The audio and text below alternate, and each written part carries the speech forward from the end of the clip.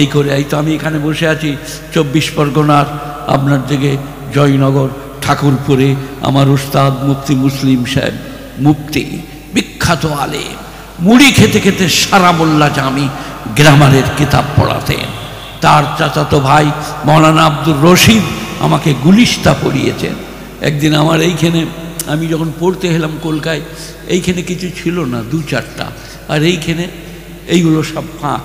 তো গুলিস্তার সবকে আহা হা চুমাহাং রপ্তান পুনত জানে পাক চেবর তক্ত মুরদান চেবর রুয়ে খাক, এইগুলো ধরে এইভাবে খেঁচে দিলে 2-4টা চুল উঠে গেল। আমার কষ্ট হলো। আমার বসুরা আমার ওস্তাদকে গিয়ে বলে দিলে শওকতকে মেরেছে।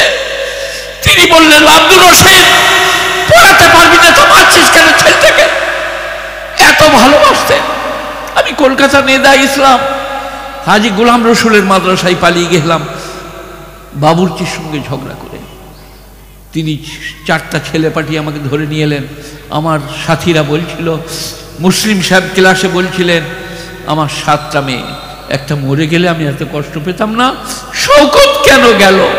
ওই সমস্ত ওস্তাদরা আমি তাকে দেখেছি মূলো দিয়ে মুড়ি খেতে আর সারা মোল্লা জামির মতো কেতাব পড়াতেন। জামেল উলুম আড্ডি বাগান 1 নম্বর কবরস্থানের সামনে এখন একটি মসজিদ আছে। মসজিদটি পড়ালেখা কতটা হয় জানি না, আমি অনেক দিন যেতে পারি নাই। কলকাতা আমি আর আসি না, চলতে পারি না বলে গাড়ি করে এলে নামতে হবে না, এইভাবে আসছি। আমাকে আপনারা দেখতে পাচ্ছেন, আমার অবস্থাও বুঝতে পাচ্ছেন, মাদ্রাসার অবস্থাও মনে রাখবেন। রশিদ আহমদ গাঙ্গুহি আমার ওস্তাদের ওস্তাদ, জাকারিয়া শাহবরতুল্লাহ আলাই, যিনি এই তবলিগি নেশাব যেটা তিনি ওটাকে করেছেন, তার চাচা হজরতে তবলিগের প্রথম বাণী ইলিয়াস রহমতুল্লাহ আলাই বললেন, भतीजा तबलीग की किताब नमाज की फजीलत, रोजे की फजीलत, जिक्र की फजीलत एक लिख लीजिए। तो জাকারিয়া সাহেব রহমতুল্লাহ আলাই বললেন, দৌরায়ে হাদিসের ছেলেদিকে, দৌরায়ে হাদিস মানে যারা এমএ পড়ে তাই তো নাকি, কোরআন হাদিস পড়ে, দৌরায়ে হাদিস। এবছর তারা ফারেগ হবে। আমাদের কলকাতা আলিয়ায় মুমতাজুল ফোকা, মুমতাজুল মুহাদ্দিসিন আর ফুলানে ফুলানে দারুল দেওবান্দের ফাজেল পাশ করলে পৃথিবীর সব পড়া শেষ। আমরা মাজাহিদ থেকে ফাজিল পাশ করেছি। জাকারিয়া সাহেবের কাছে বুখারী ইবতিদা এবং ইন্তেহা, যেদিনে তিনি মুসালসালাতের হাদিস পড়াতেন, মানে হাদিস বলবো তার অনুমতি, রূপোর 1টা করে টাকা আর 1টা করে খেজুর জমজমের পানি খাওয়াতেন। মাজাহেরে আমরা পেয়েছি। আমাদের সময় আর রূপোর টাকা ছিল না, 5 টাকার কয়েন দিতেন। আমার বছরটাই হজরতের শেষ বছর, তার 1 বছর আগে শেষ। আমাদের ওই করে দিয়েই তিনি মদিনা চলে যেতেন, মদিনায় থাকতেন।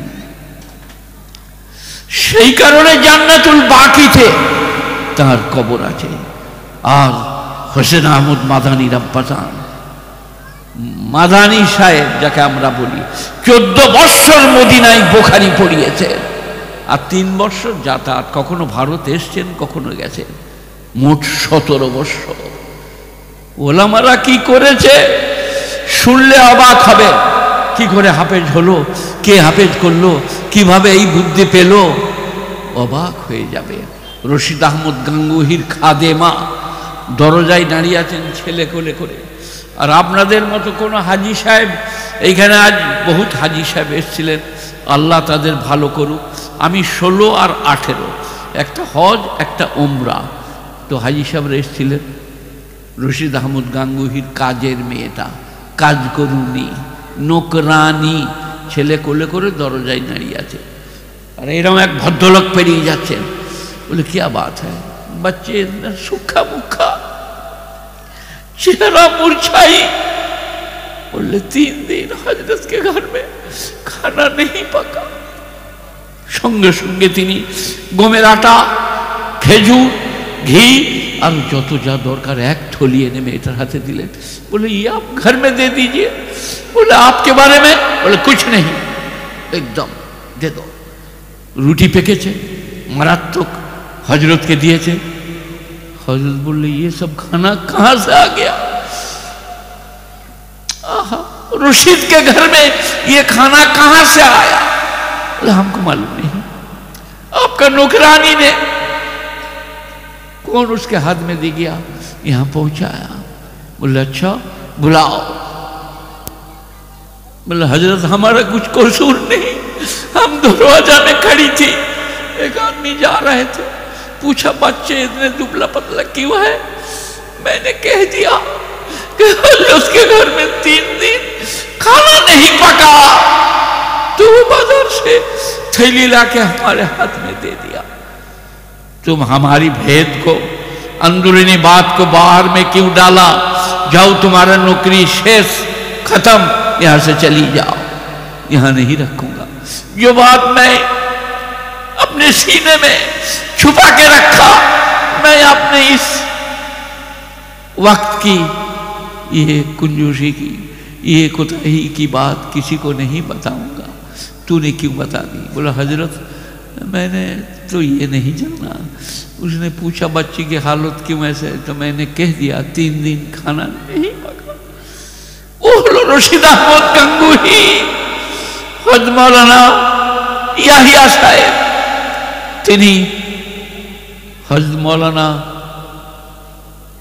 अब्दुल जब्बार, हज मौलाना জাকারিয়া সাহেবের মেজো ভাই, ইয়াহিয়া সাহেব মেজো আর জাকারিয়া সাহেব ছোট, আর বড় হচ্ছে ইসমাইল, 3 ভাই।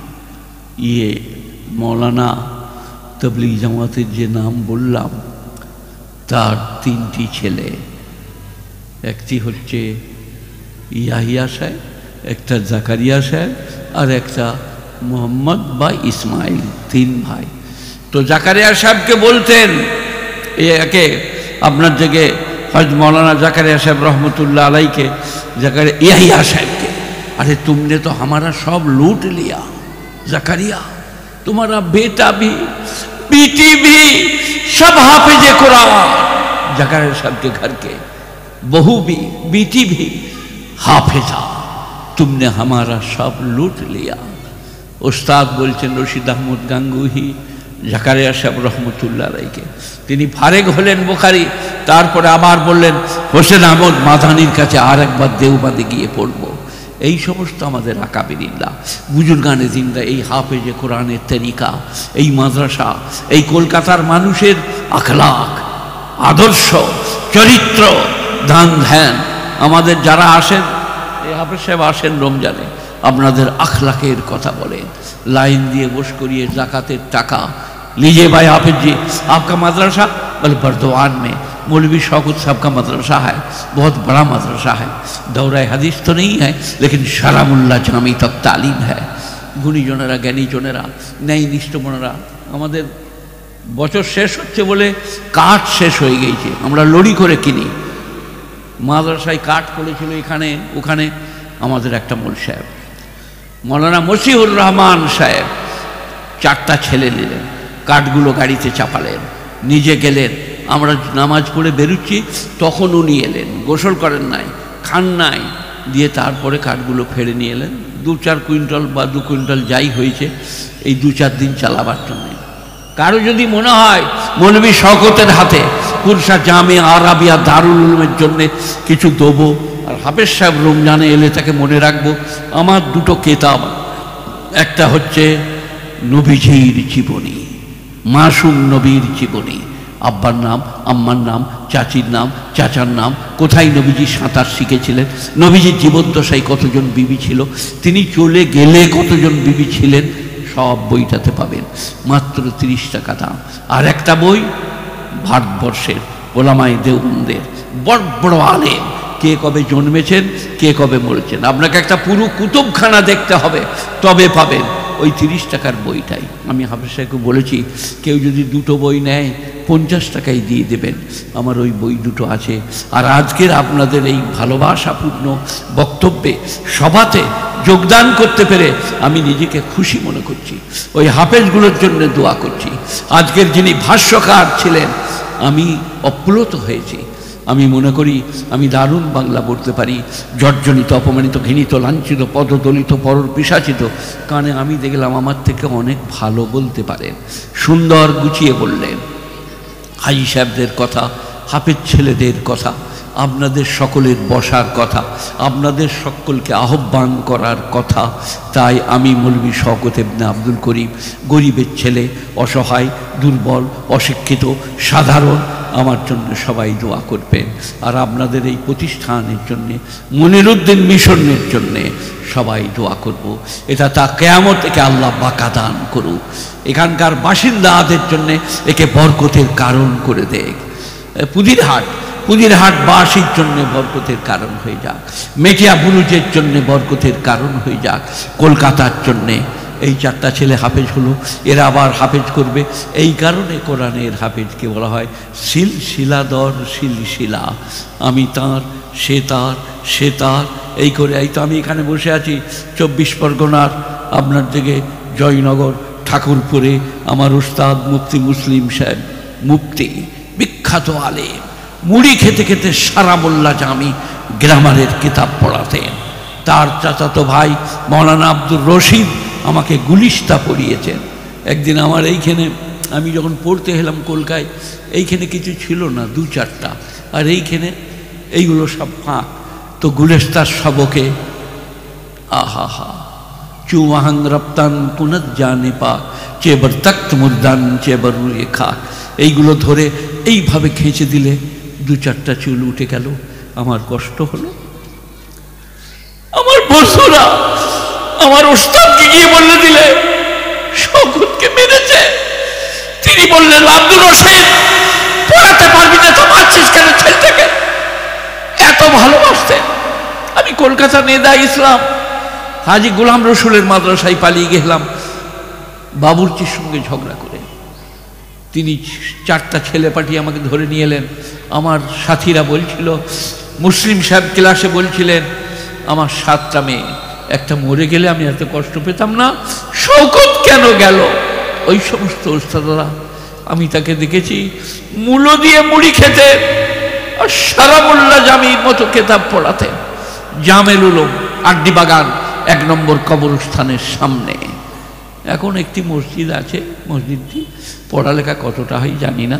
আমি অনেক দিন যেতে পারি নাই কলকাতা, আমি আর আসি না, চলতে পারি না বলে গাড়ি করে এলে নামতে হবে না, এইভাবে আসছি। আমাকে আপনারা দেখতে পাচ্ছেন, আমার অবস্থাও বুঝতে পারছেন, মাদ্রাসার অবস্থাও মনে রাখবেন।